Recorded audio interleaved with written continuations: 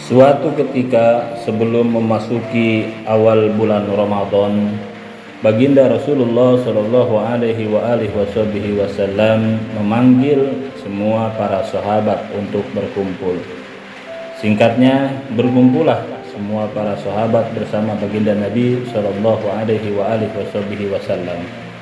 Kemudian Baginda Rasulullah Shallallahu Alaihi Wasallam naik ke atas mimbar. Perlu diketahui, mimbarnya Rasulullah mempunyai 3 anak tangga. Ketika Baginda Rasulullah menapakkan kaki di tangga yang pertama, beliau berkata amin. Menapaki kakinya di tangga yang kedua pun sama, mengucap amin. Sampai menapaki kaki di tangga yang ketiga, Baginda Nabi mengucapkan amin. Lantas Baginda Rasulullah Shallallahu Alaihi Wasallam turun dari mimbar. Tidak seperti biasanya. Biasanya kalau sudah di atas mimbar, Baginda Rasul memberikan tausiah atau mau'izah hasanah kepada para sahabat. Baginda Rasulullah turun kembali dari mimbar. Faqalu, maka para sahabat bertanya, ya Rasulullah, sami'naka taqulu amin salasa marrat.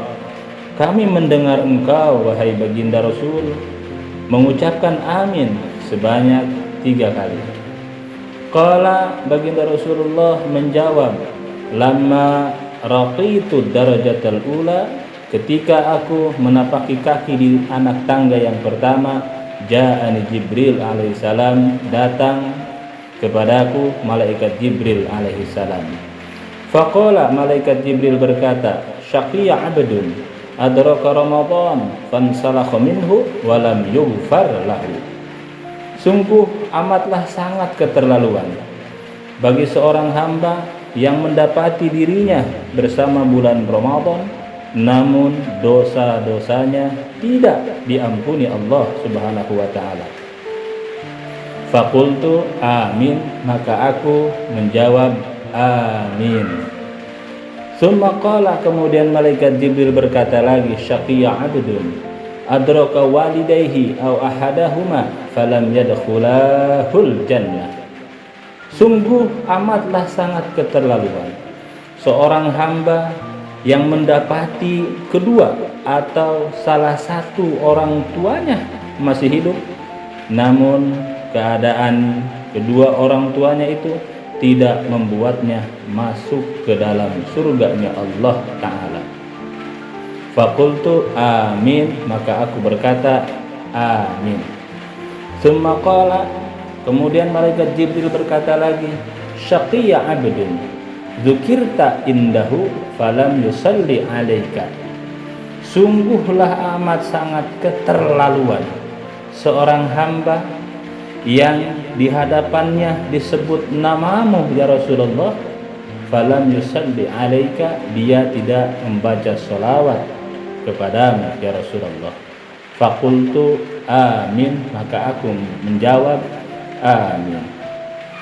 Sahabat Majlis Ar-Raihan rahimakumullah, hadis yang diriwayatkan oleh Jabir bin Abdullah radhiyallahu anhuma ini mengajarkan kepada kita beberapa hal untuk bekal kita mengarungi hidup dan kehidupan yang lebih baik. Yang pertama, Ramadan. Ramadan itu pasti datangnya, tapi kita mendapati Ramadan itu bukanlah sebuah kepastian.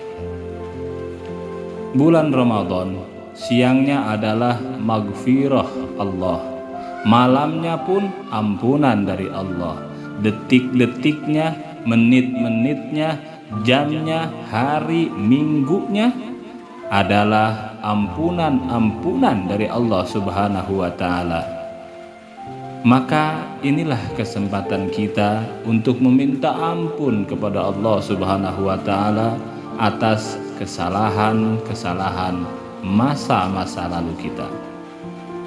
Yang kedua, Kita semua adalah seorang anak dari orang tua.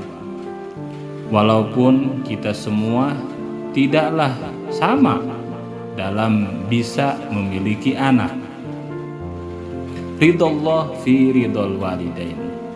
Keriduan Allah ada dalam keriduan kedua orang tua.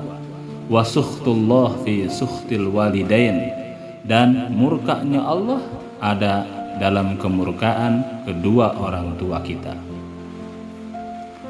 Kita gendong ibu kita dari tanah air menuju Makkah pulang pergi, itu tidak membalas satu tetes air susu ibu yang kita minum.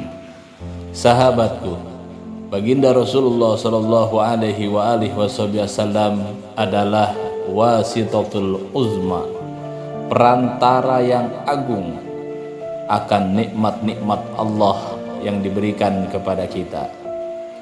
Laulaka lamma khalaqatul aflak.